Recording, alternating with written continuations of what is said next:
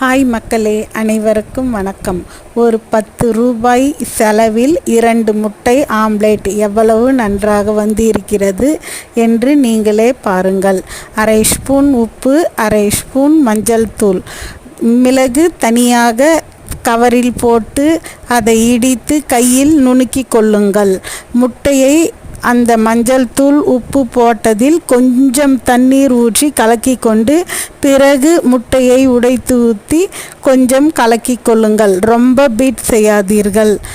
ஒரு கடாய் வைத்து அதில் கொஞ்சம் எண்ணெய் ஊற்றி கலந்த முட்டையை கொஞ்சம் மேலே தூக்கி ஊற்றவும்.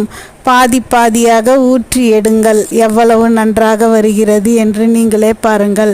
ஒரு ரசம் சாதம், பருப்பு, தக்காளி, பச்சை மிளகாய் போட்டு கடைந்து ஒரு குழம்பு வைப்பார்கள். அந்த குழம்பு இதற்கெல்லாம் இந்த முட்டை ஆம்லேட் ரொம்ப டேஸ்டாக இருக்கும். மிளகுத்தூள் முட்டையில் போட்டு கலக்கக்கூடாது, மேலே தூவ வேண்டும். அப்பொழுதுதான் அது முட்டையை திருப்பி போடும் பொழுது அது எண்ணெயில் ஃப்ரை ஆகி ரொம்ப டேஸ்டாக இருக்கும். உள்ளே போட்டுவிட்டால் அது சரியாக இருக்காது. இதுபோல் செய்து பாருங்கள். மஞ்சள் தூள் முட்டையில் ஒரு வாசனை வரும். அது வராமல் எளிதாக ஜீரணமாக நன்றாக இருக்கும். இதுபோல் செய்து பாருங்கள். எவ்வளவு டேஸ்டாக இருக்கிறது